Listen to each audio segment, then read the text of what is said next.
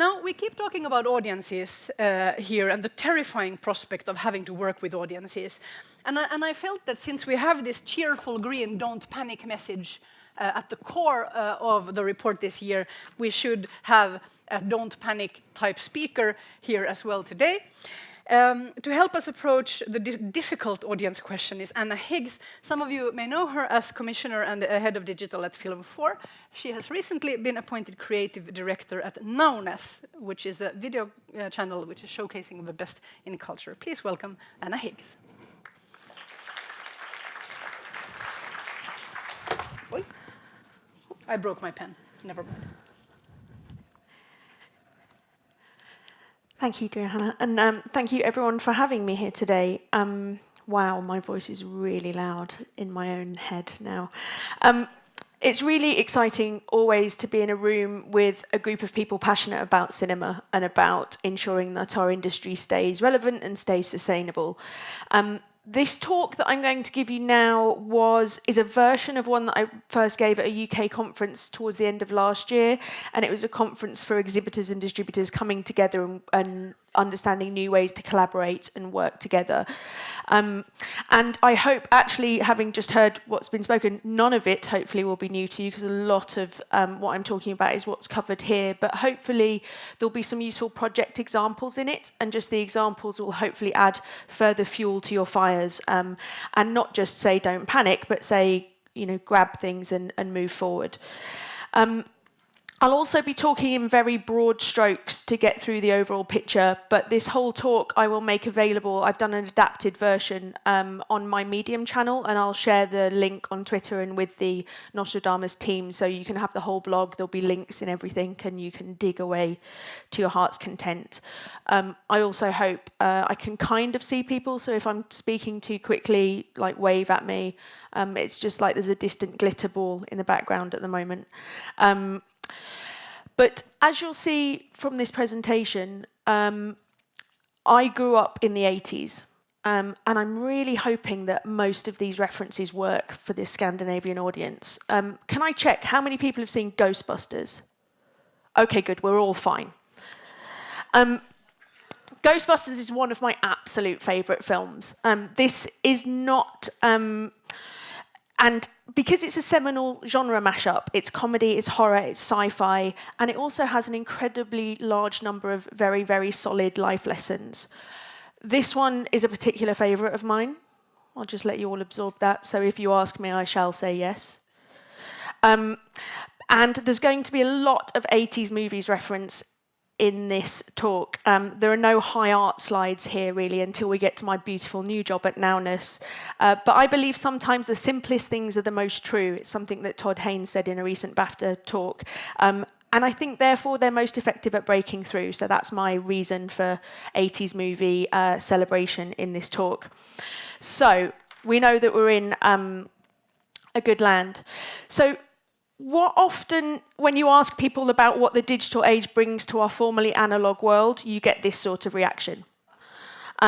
So the first thing I wanted to do in this talk is set out what I see as some of the big myths on the digital age. The first one is that attention spans are diminishing. They're not. They are changing, and they have a wider range, but they're not diminishing wholesale. Otherwise, the phrase binge watching would not have entered the Oxford English Dictionary. And for more on this, I'll also share a really brilliant talk by Hugh Gary from Story Things, who I did a lot of work with at Film 4, who uses an ABC approach to audience interaction and understanding how audiences behave that you should all look at. It's phenomenal. And there'll be several references that I'll again share on Twitter. The second is that interactive is not all-consuming. I'm loving that one person's laughing at every slide. You're keeping me going, thanks. My small child woke me up 3 times last night, so this is helping me. People don't want to interact with absolutely everything. Immersive theatre pioneers, Punch Drunk, who are very, very famous in the UK and the US in particular, have not put traditional companies like the National Theatre out of business. In fact, they're now collaborating on work. And digital doesn't equal the death of the author, but it does put at risk lazy or bad storytelling. Audiences have access, as we've seen in the previous talk, to brilliant storytelling in all sorts of new ways now. And any of those of you that were at the Europa Cinema conferences know about the whole experience economy that lies out there for us. So you've got to be really good to break through and capture attention. Then there's data. It's undoubtedly incredibly useful, but I think we should be really cautious in this area. Data can tell you what your audience is doing, but not why they're doing it necessarily. And I'll talk in more detail about what this means later. Finally, be aware of futurologists predicting things with very great certainty. The landscape is constantly evolving, as this very forum is noting very, very well. And just as an aside, I know this is a movie from the 70s, but give me a break, I watched it when it was in the 80s for me. The thinker Malcolm Gladwell warns that any kind of new and dramatic innovation takes an awful long time not just to spread, but also to be understood. And that link is really, really vital. And he cites the example that Facebook is at the stage when the telephone was at right now, when they were convinced that the telephone wasn't for gossiping, it was for only sharing essential information. And after all, if we'd have believed the Lumiere brothers when they said that the cinema is an invention without any future, none of us would have been sitting here now. So in that case, what do we or can we know? What the digital age undoubtedly means, for better or for worse, is that we have a closer relationship with our audience. And actually, it's audiences, because the audience should never be thought of, I think, in one lump. For me, this is far for the better, and therefore much more important to nurture. We're not in that one-way broadcast, if you build it, they will come model anymore. So we have to think about being in a close conversation with our audiences. They want to be heard and responded to properly. They will follow what they love loyally, but there is a risk that they will also shoot down what they don't like. So how do we start to get to grips with this? There's a guy called Zafrank, who's the head of video at BuzzFeed, and he gave a really brilliant talk at IMMERSE, the link of which is also in my blog on this, about movie-going in the connected age. And it gives us one really brilliant way to think about it, and it's this: the face palm. And specifically the Captain Picard facepalm. He's apparently the guy that started this as a meme, as it's known, because he invites actually the audience at AMPAS to Google facepalm, and this is indeed what you get if you just Google that word. As he puts it, the facepalm is a visible fulfillment of the promise that a picture is worth 1,000 words. And he points out that we've become a culture obsessed with the appropriation of images in the service of deeper and more complex meaning. And emojis are a perfect example of that, when you send your smiley face or your sick face on a text message or on one of your apps. So stop and think for a minute. How brilliant is that for us? We work in the motion picture industry. This is what we do. But it also flings us into a world where there are different uses for different media. Audiences still do want to lose themselves in a film. Revenues and audiences are on the whole growing for cinema. But audiences can now also use media to express something about themselves, rather than just receive what we want to tell them or what we have to sell them. So if you approach this new dynamic in the right way, they'll do the marketing for you. To me, this is an unparalleled opportunity. This was a really... Did you guys have this here for Straight Outta Compton? Yeah? So this was a really interesting marketing tool. You could go to a site and upload any picture, and you could put whatever you wanted at the bottom. So straight outta whatever, picture of yourself, straight out of Gothenburg, whatever it might be. And this is one I found when I was obviously Googling Ghostbusters for images for this picture. So your audiences have a desire to share. They want to express their identity. They want to say, this is me, I'm broadcasting something about myself with this media. They want to give an emotional gift, perhaps. This made me feel this way, I want you to feel this way too. And they also want to convey social information. I like this, I am right, this is my political belief. So if you understand this, then you can make the useful distinction between consumable media and shareable media. They're not necessarily mutually exclusive, but Zefrank argues that they're located in different places. So consumable media belongs in the garden. It's a place of immersion and of losing yourself. So the cinema experience is a pinnacle of consumable media. Shareable media lives in the stream. It's the content you use when you're surrounded by your social context. It's a video on Facebook that we share because we use these media as a proxy for our own communication. And why is this important to know? Because you need to be with your audience. I would argue that in this new age, we cannot attempt to answer audience questions with industry problems, because we'll hit a wall, and then those fears of apocalypse, of cats and dogs living together, may come true. And what do I mean by this? Well, your audience have no clue what a window is or a virtual print fee, and they don't really care why they're there. There are myriad responses to this sort of challenge, and the entrenchment of windows, arguably, by the major exhibitors, is one of them. But I want to look at ways, as what I think are some more positive ways of working in this environment, and there are 4 key ways that I want to look. One is experimentation. There's listening, there's engagement, and immersion. So the first being experimentation, or crossing the streams to extend that Ghostbusters reference. And here I'll talk about my first project as the Innovation Commissioner at Film 4, Ben Wheatley's A Field in England. This was prototyping, not just for Film 4, but for the whole industry, particularly the industry in the UK. The film itself is experimental. It's a black and white film set in the English Civil War, featuring magic, madness and mushrooms. But we developed, financed and made it in a way that enabled us to be really experimental with the release. We had partners that were willing to experiment with us, which is vital, and became the first film that we know of to go day and date on all platforms, including, and most crucially, free television. We crossed essentially what are considered the most apocalyptic of streams, but we're all still here. I'm standing on this stage. And that's because we designed each experience for different audiences, and we met them where they wanted to be. Our research showed us that the cinema goers who went to the film, and it did very well in its context, on its release, they knew the film was screening for free on television the night they were going to the cinema, but they wanted the theatrical experience. They wanted that Q&A experience with Ben Wheatley, the director. And then it was prototyping for the industry, because not only did we share the filmmaking process in a depth that hasn't been seen before, digitally on a masterclass website, we shared all of our commercial results live, the Monday after opening and from then on. Independent cinemas and filmmakers, many of you in this room, are already doing this work brilliantly. And all I'd ask on this front, on the experimentation front, is that you share your findings and your figures more, because we're better learning together than making mistakes in silos. The second area that's really important for me is listening. Like my data myth that I mentioned earlier, it's important not just to think about the why, about the what your audiences do or want, but to look at the why. And one of my later projects at Film 4 is a great example here. 20,000 Days on Earth is a journey into the creative process and the personal memory of Nick Cave by filmmakers Ian Forsyth and Jane Pollard. And of course, we had a film with an established fan base. We could have just played to that. But if we had, we'd have just had a small specialist release and then the ancillary sales that follow on from that.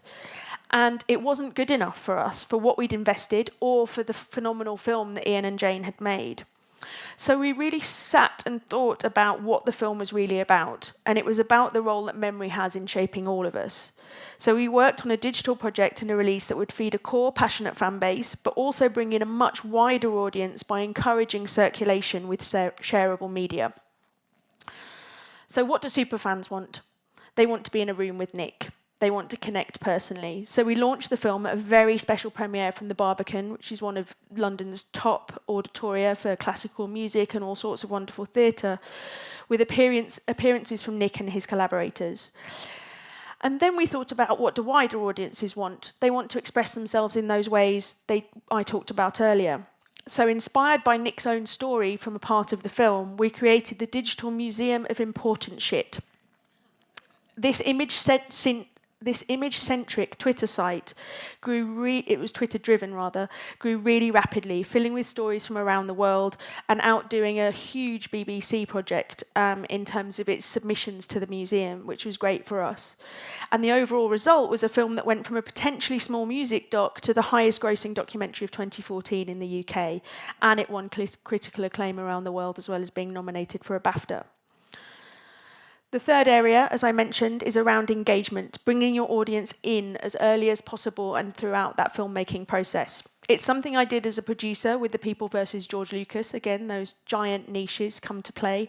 And it was one of the first real crowdsourced films which tapped into its core audience, not just to screen the film, but to actually make it. And it's something that my brand new team at Nowness does brilliantly well. As a global video channel showcasing the best in culture, Nowness funds, makes and distributes their films in a way that's really firmly editorially led, but it's underpinned by a super deep understanding of who the film is by, about, and for. This approach balances the creative and commercial in a beautiful way for me, because it understands our market and it involves the audience in a way that enables them to share their passions and so share their identity. It also, vitally for me at a time of great crisis in diversity, champions new and wide-ranging voices and talents that are emerging in filmmaking that need that early stage support. And as our catalogue of films and series builds, it also becomes about branding. We're a platform that the audience can connect with, and obviously one that they can then start to trust. And there's always a balance to be struck between these approaches, but I think if you're really clear and clever about balancing what you give to the audience and what you want from them, these relationships will always reap rewards. Then finally, there's attempting to immerse your audience in what you do. And the example here I'd like to use is that of the project we did around Lenny Abrahamson's film Frank. It's a digital prequel, essentially, that I commissioned Hugh Gary from Story Things and made in partnership with Lenny and one of the writers, John Ronson. It was a really bold storytelling project that saw the central character, John Burroughs' life, spin out before the film over Twitter, over This Is My Jam, Instagram, and a whole host of other social networks, like our own lives do. This helped to build both a sense of the character before the film's launch and generate interest in the film in the digital space where it might not normally hit. It also provided a real rabbit hole for the audience to tumble down after they'd seen the film and get all sorts of lovely new layers of narrative from John's feeds. Of course, this is possible to do as a brand as well, and many independent cinemas, distributors and producers do great work immersing their audiences in their world, building real trust and responsiveness. And in this example, we in fact responded to audience interaction around the release of Frank and put out a whole range of really fun digital toys for them to play with. And they totally burst the fictional bubble that we'd built, but at the same time it brought them closer to the film and it further expanded our reach. So those are hopefully a few useful examples about how we can think about new approaches to working on films and their releases with our audiences. And these range of examples should remind you that unlike these fabulous jumpsuits, one size has never fitted all. Film distribution has always operated on a spectrum from art house to blockbuster. But I think we could very rightly be accused of treating our audiences in one stock way in the past. And at one point, we did get away with it because our audience's choices were as limited as our industry's need to listen. Now, whether we like it or not, the game has changed. So we have to think about adapting. It means you guys are the Ghostbusters. How cool is that? The future's a really exciting one, with ever-increasing ways of being able to properly listen to our audience and create meaningful relationships, and ultimately a more sustainable and diverse industry. So, in conclusion, and now here, get ready for a mega mix of 80s movies, my hope for us all is that we try things. We take some risks and we do much more in collaboration. We find our wingmen. We communicate perhaps a tiny bit more politely than they do in Top Gun with the Russians. But your audience will tell you what they think. And remember that you cannot put baby in the corner anymore. She's put down the watermelon and she's on Twitter. But do stop, look around and properly understand the why as well as the what. Never ever forget that nobody knows exactly what the future looks like unless you're in this movie. And ultimately, we can join forces and explore the treasure map. It will be quite the adventure for us all. Thank you very much.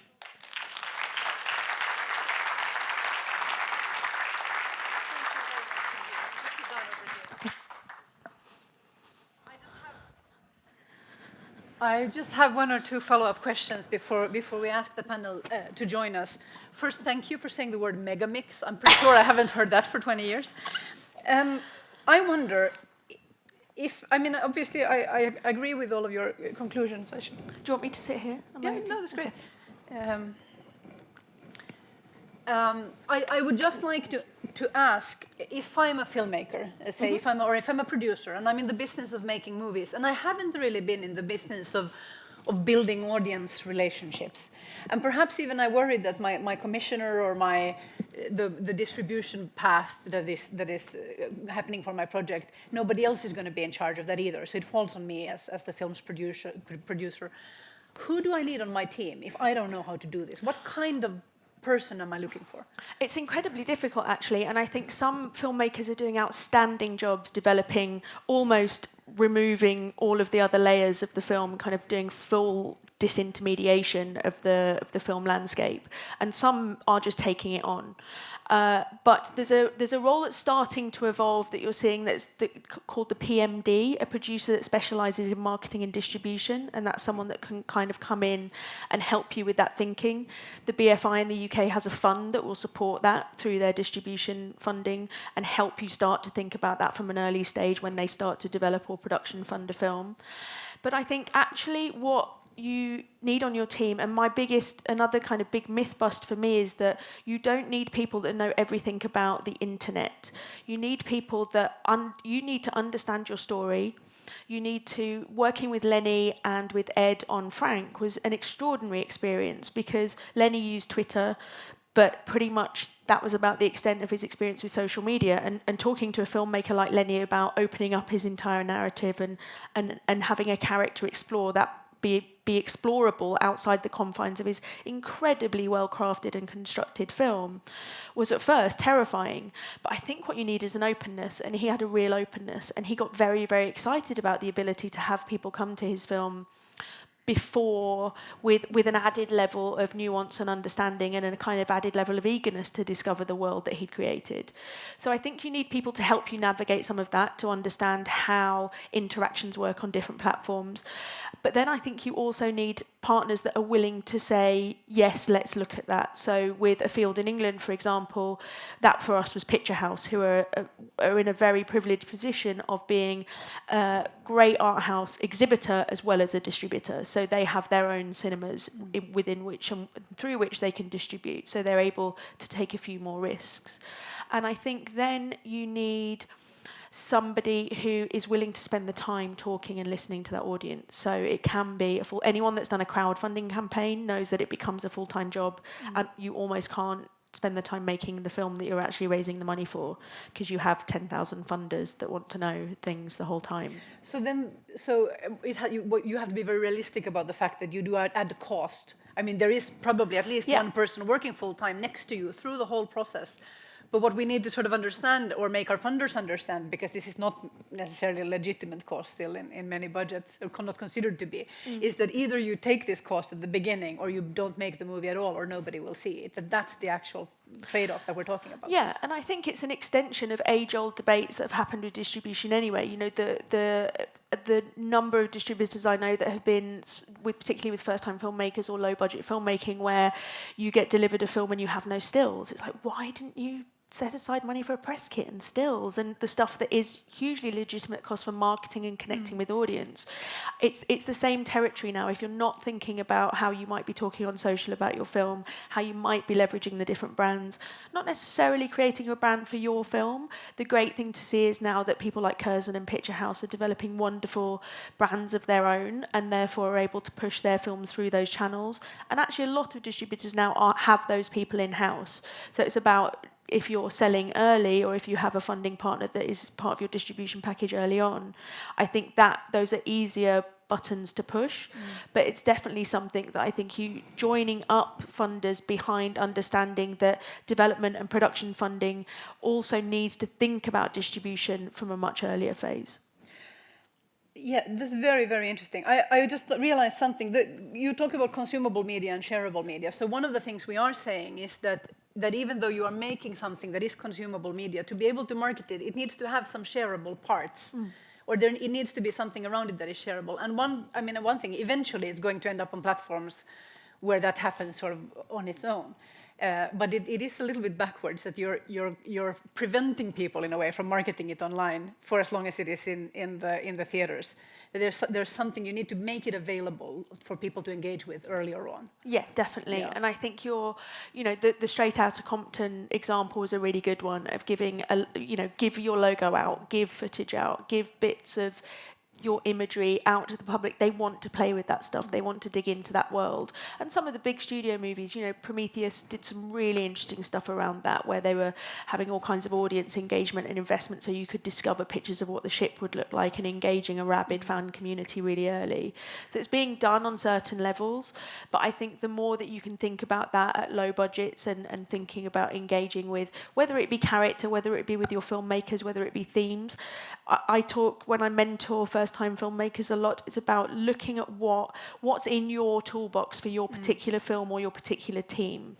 And your audience as well, because it's not only about internet, of course. Your audience can be people who live in a specific place, or, I don't know, suffer from a specific disease. There could be other ways of reaching them that are more analog as well.